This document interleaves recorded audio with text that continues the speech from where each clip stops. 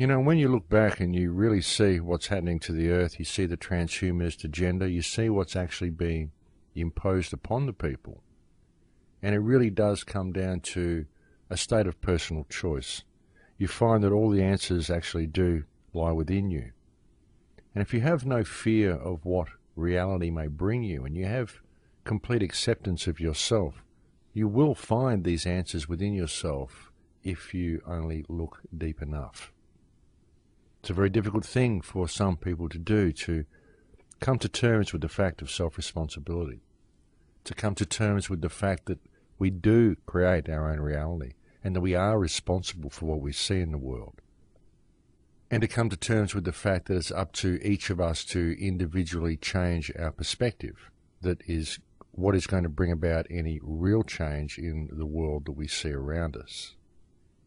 There's a big responsibility in this, and it's very uncomfortable for some people to realize the power and the potential they hold within, and to fully understand that that is where their salvation lies. And it's the same for every person. You know, you can offer information to people, but ultimately they have to find it for themselves. Ultimately, all you can really do is suggest that they have a look at the door. It's up to them to walk through it. It's up to them to want to investigate and to want to look around and to want to understand reality a little bit more. But of course, in order for them to want to understand reality, they first have to want to understand themselves. But most people are taught what they are. They're given a false perspective of themselves. And that's the problem. So what you need to do, as I've so often said, is lead by example in what you do and lead people to the information in that way. See, at the end of the day, it's all about the state of the collective human consciousness. We're all part of that consciousness, and it's good to spread information to people, but only if you're doing so from a state of love. Not if you're doing so from desperation, if you're doing so from a need to make compensations for your own life, or not if you're doing so out of fear. I say what I say to the world, and I do the things that I do because I believe it needs to be done. But I don't attach any emotion to the outcome. I mean, sure, I'd like the world to change. I'd like it to be a better place. I'd like my son to have the future that he could have, and I'd like him to have the opportunity to be all that he can be. I'd like to see humankind flourish into what it could be and to reach the highest of its potential. But if it doesn't happen, well, it doesn't matter. The program will simply run out, and consciousness will create a new reality. I don't feel desperate. I don't feel in fear of what may be. I know that everything is as it should be and will continue to be as it should be. But of course, there's a whole lot of people here who can prevent this program from running out and who can reshape reality into something else.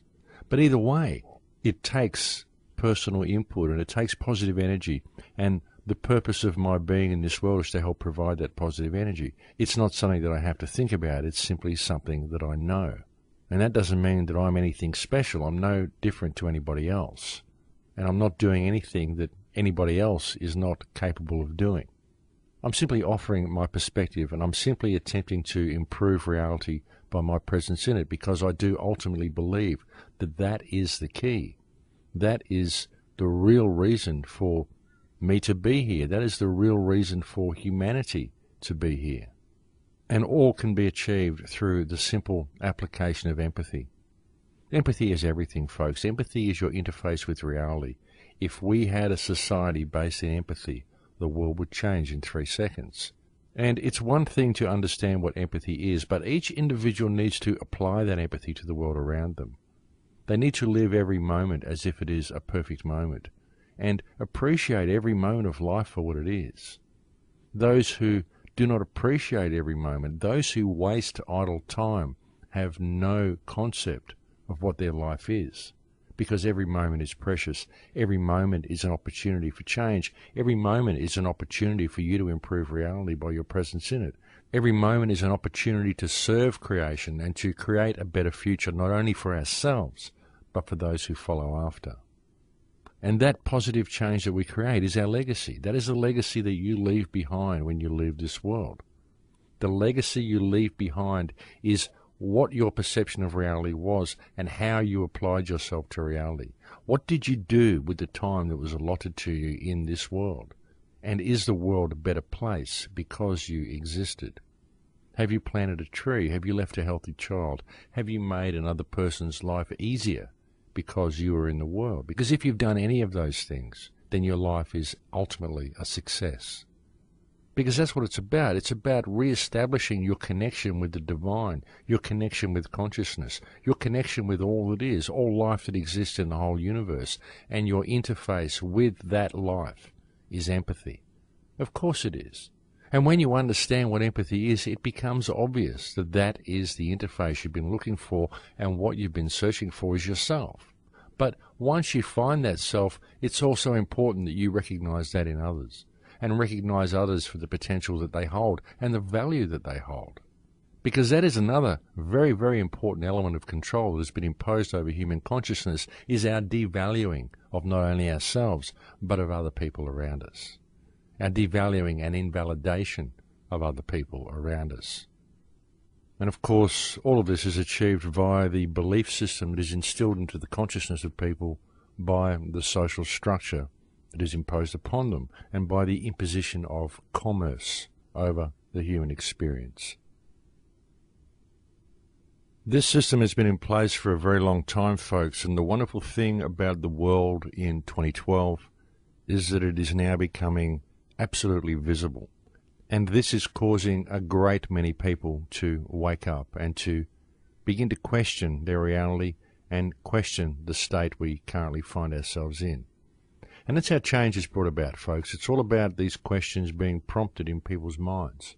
And you can go and spread information as much as you like and shake your fist and scream fear at everybody, and they still won't wake up until it actually hits them where they live.